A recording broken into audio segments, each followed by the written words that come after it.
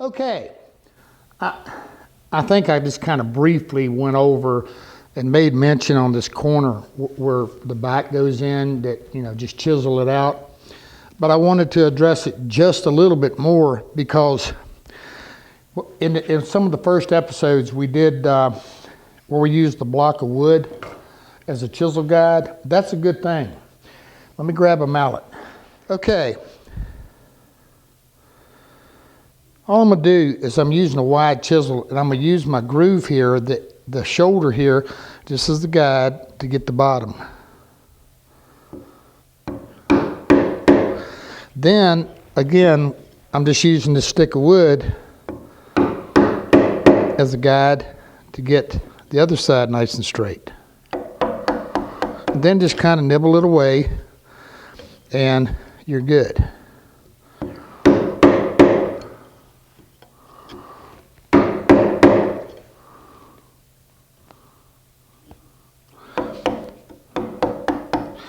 The thing you don't want to do is try to take it out without continuously going down on the sides, because then you can tear out here in the back.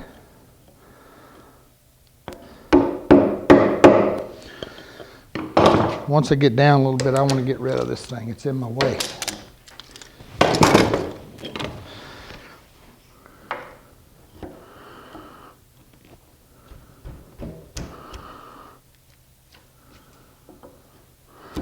Then I just want to make sure everything's nice and level. Now, I'm not doing a commercial. I picked up one of these. It's called a crank neck from Woodcraft. It's a Wood River. They're not real expensive.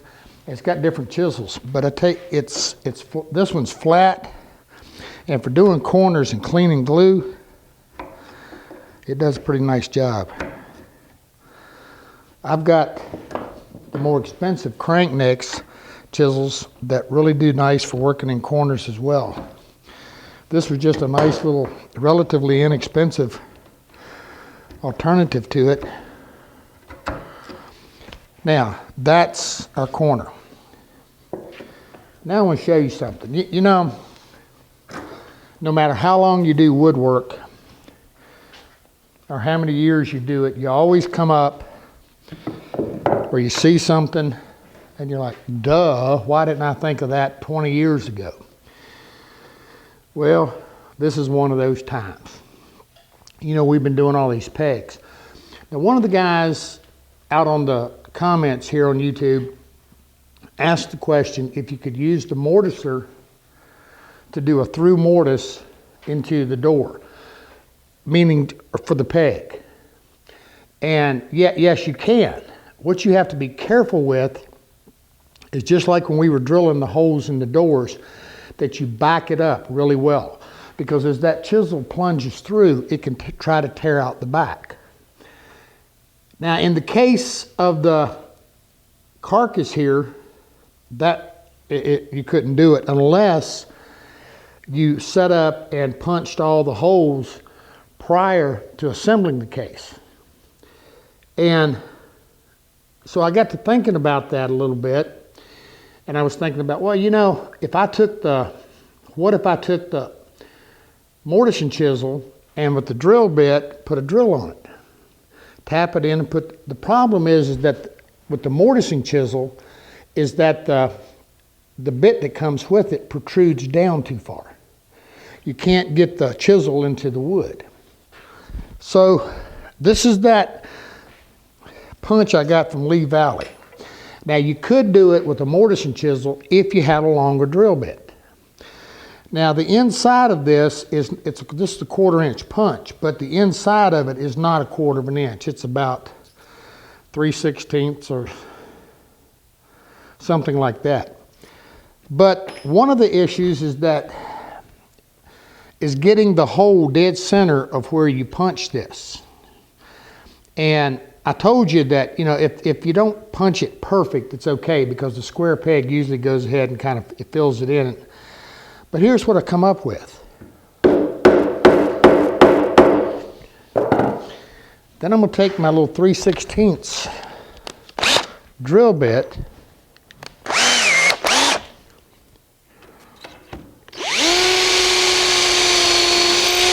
drill it, move the punch, then I go to my quarter. Now this time I'm just using a split point because that split point is now going to center itself in the hole that the 3/16 bit did.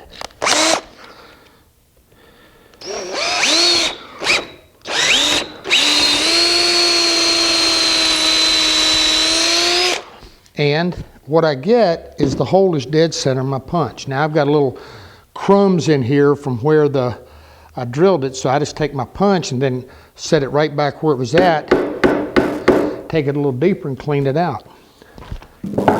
And I get a really, really nice, clean peg hole with the hole dead center. I don't even take a chance on getting off center. Okay, I've got 2 more corners to do, and I'm going to go ahead and do my pegs in the back here. Then I want to get the pie safe that we need to do the drawer frames in. I want to get it up so you see putting them in. Now, one of the other things that I've gotten some emails and questions on is they're asking me, so well, you know, where we're going to do the hidden compartment in the top, could we do one in the bottom? Well, sure. We got this space in here. You could put another bottom in this and then just lay that bottom end where you could open it. And you've got another little secret compartment down there in the bottom. I was going to talk about that, but I'm already getting the emails, so that tells me you guys are out there thinking, and that's neat. So, yeah, you could do that too. It's all kind of possibilities. So, like I said, you know, the pie safes are fun. I also had a question out there, says, you know, what do they sell for? And then one guy said out in the Midwest that out there that a lot of theirs that they had wooden panels in the side, just a basic frame and panel construction, and then just tins in the doors. Absolutely, you know, you see it, and like I think in the first episode we did, we were looking at some of the ones that was in that old magazine. I mean, they did punch tins and doors and any kind of shape and configuration. You know, so the sky's the limit, actually. And but he asked me what they sell for. And I really haven't kept up with them over the years and whatever.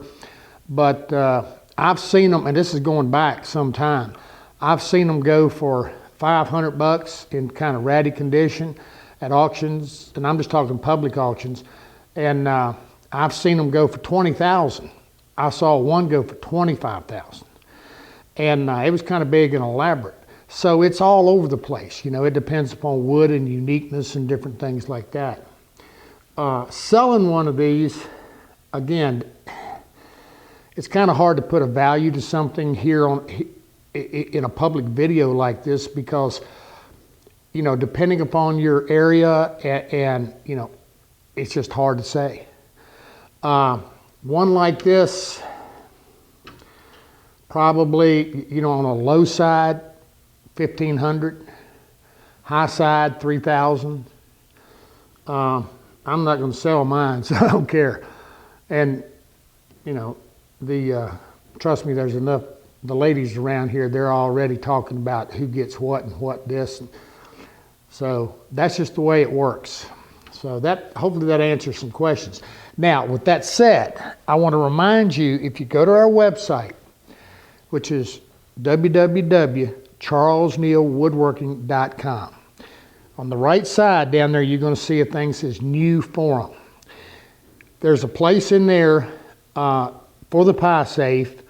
It's free, totally free. You have to sign up for it, but it's free. Now, when you sign up, we have to approve you, so it won't instantly flip over to allow you to post. The reason we have to do that is to keep the spammers out. That's just, you know, for your information. But if you have questions and you want to discuss the pie safe or anything, and particularly when we get into the finishing, there's a lot of stuff out there on finishing. Check it out. You know, again, it's totally free. I try to get on there every day and answer questions, and a lot of the guys are there. So it's a good resource for you when you have questions and stuff like that. You know, a lot of times we want to give you a link to an article we've written or someone else has written and different information. And the problem here on YouTube is that in comments we can't do that. So that's a good source for you. Check it out. Okay, I'm gonna get the other two corners done, get my pegs. Then we're gonna get this other one up and look at getting the drawer frame in. All right, our drawer frames. Now, I've got this laying on its face right now because that's about the only way I know to really show it to you.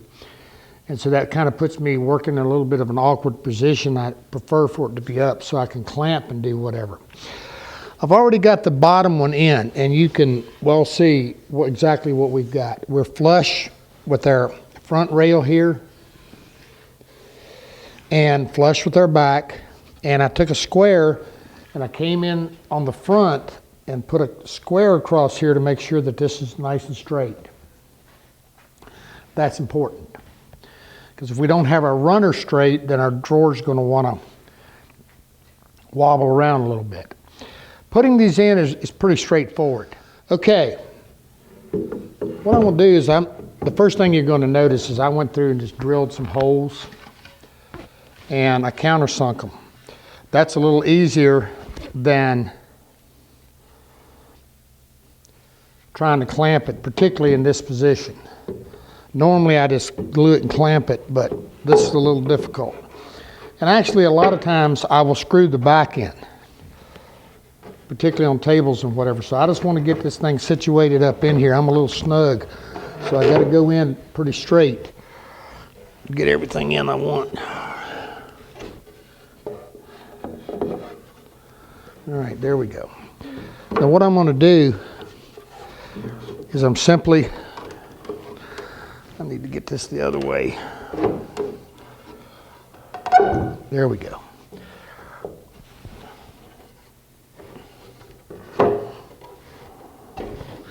Somebody's going to ask, wouldn't that be easier to put that in when you put it together? Yeah, well, it's a little harder to get it as accurate. I'm going to run a bead of glue, and again, I want to make sure I cross that joint. That's just an added benefit that it really, again, it just reinforces that joint. Okay, then here on the back, I'm just going to run a bead of glue. Now again, it's setting on an angle,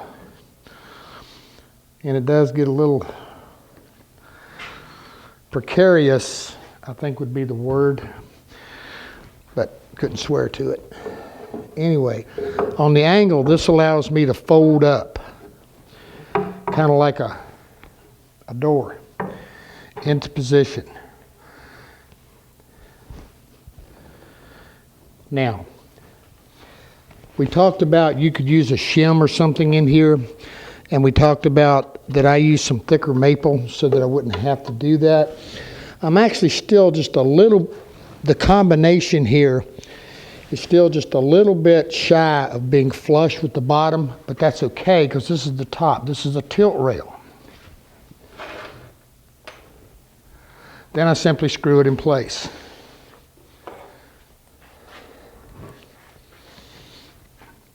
But I want to make sure that, again, this is that shim I had that's the thickness of my shelf to make sure I come in flush.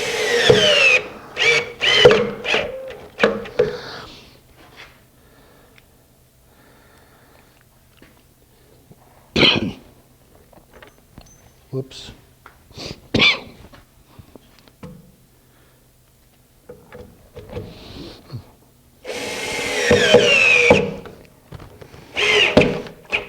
All right. What I'm going to do now is to finish it, excuse me, I'm going to stand it up so that it's easier to do, and I'll get it screwed in, then we'll take a look at that. All right. What do you think? Kind of starting to look like a pie safe here, huh? Okay, I just stuck this door up here playing. I was just, while I was making sure my lines and everything were working pretty good, and it looks nice. Got to do a little trimming on my door yet. It's a little snug, but that's a good thing. Okay, I've laid my shelf in, double checked everything. We're setting nice and flush, level. Everything looks good. So now, I'd said, I think earlier that we was going to go to the doors, but I think on this one I just soon go ahead. I want to get the drawer done. So let's go over to the bench, and I don't want to actually make the drawer in this episode, or as we call them, webisodes, because I want to devote the entire webisode to making a drawer. Let's go to the bench and talk about it a minute. Probably of any single thing in woodworking that you will see more controversy, opinions on is dovetails. And there's hundreds of videos, magazine articles, everything has been done on dovetails. And there's a multitude of ways to do them. It can be argued that they will debate whether you do the pin first. The pin is the male portion of a dovetail. Or you do the tails first, which is the female portion of the dovetail. What angle they should be on, it's endless. In my world, where, again, we do it for a living, there's two things that we have to be able to do. We have to be pretty fast, and we have to be very accurate, just the way it is. When you have a dovetail, and if you look at a dovetail, and I feel sure, while this is a 101 type series, you can't have any involvement in woodworking and not know what a dovetail is. But it's basically a wedge-shaped pin that fits into a corresponding wedge-shaped slot, the tail. And what happens is it interlocks everything.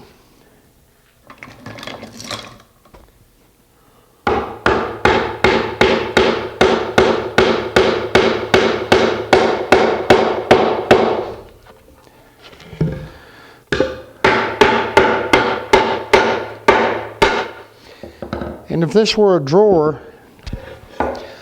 as you pull on it, over time, it's not going to let go. These wedges actually tighten and create a super strong joint.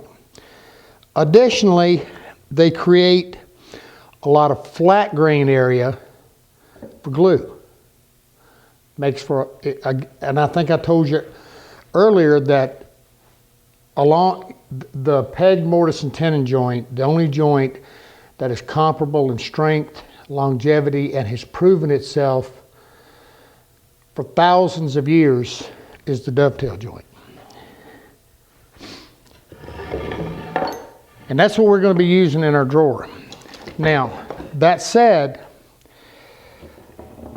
the way I do drawers is very different than the way most people do drawers. This particular joint is simply called a through dovetail.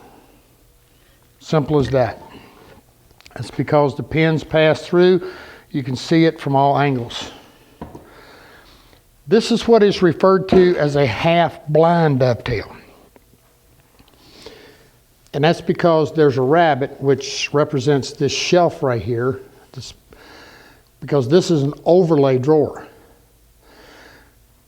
The whole perimeter of this drawer overlays the actual box. Thus, it overlays the case. In the pie safe, we're going to be doing a flush drawer, meaning it will be flush with the front of the case, just like our doors. Now, where we do things differently is we do every single drawer as a through dovetail. Then we do an applied front. What am I talking about? We will build a box just like this. Then we will glue a front to it, and it gives us the look of the half blind. Now, why do we do that? Well, in our world, we're always dealing with matching grains and all kind of different things. And you know, the drawers on anything are usually a very central point of interest. In the case of this secretary sitting over here that we've noted example on several times, what you probably can't notice on camera is that each one of the fronts on that drawer were cut from one piece of 8/4 curly cherry. Remember, 8/4 2 inches thick. And we simply sliced it, and the board on the second drawer came right off the bottom drawer. This drawer came right off of that. So it's a sequentially matched set of drawer fronts going up. That means we have uniform color, grain, everything. And when you get into high figured woods, you know, tiger maples or crotch type woods and whatever, and you really want those spectacular drawer fronts on there, it's a neat way to do it. The other thing it does is that in the event that you make a mistake and you mess up your drawer, you haven't messed up your premier wood.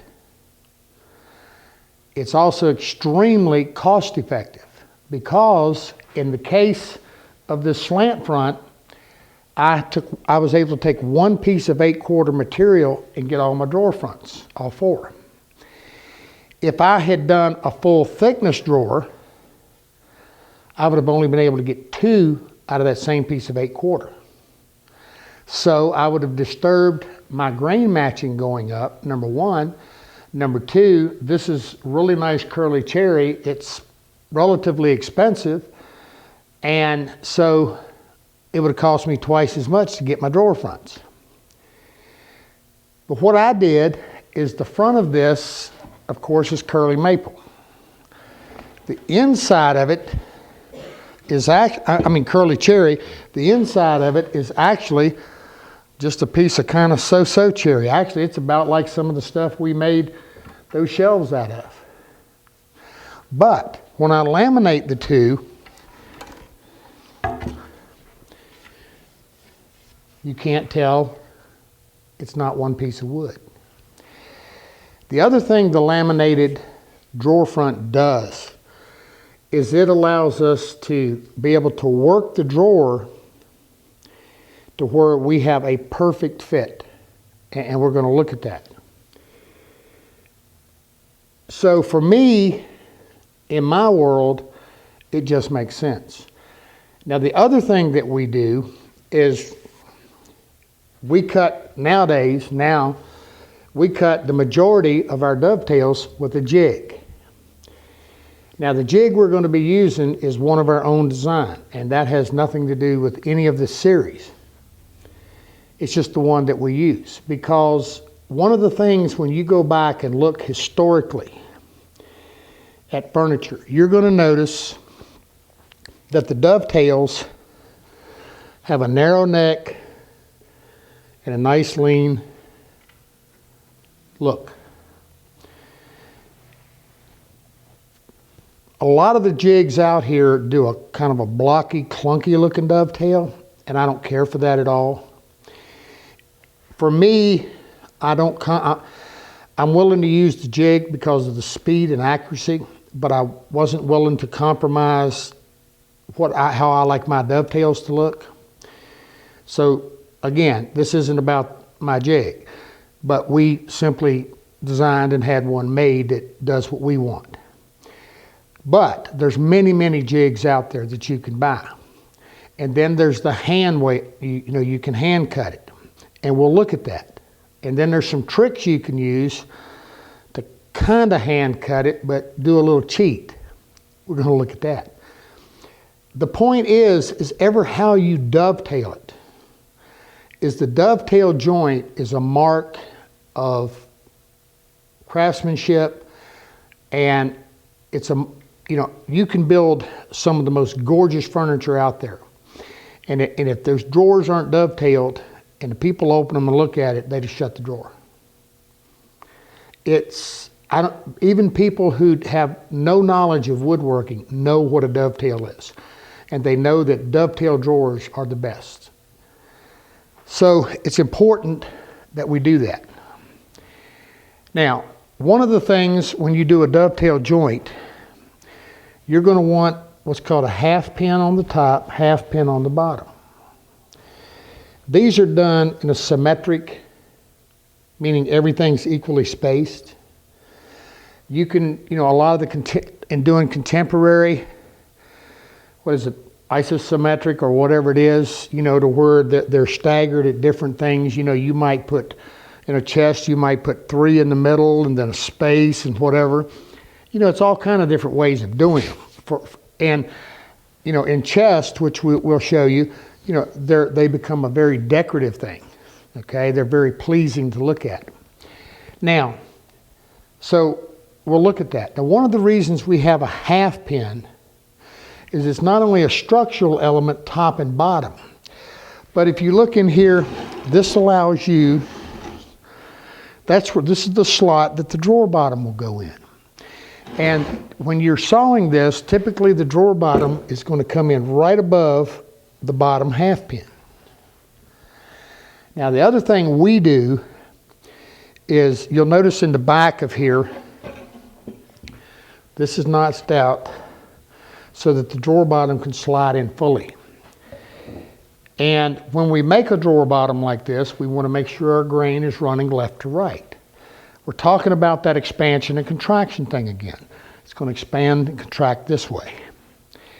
And so by doing it this way, the back can actually expand and contract without an issue. Now, the other thing this allows us to finish our drawer bottom outside of the drawer. Again, this is me and finishing. I'm going to say it again. I like everything finished.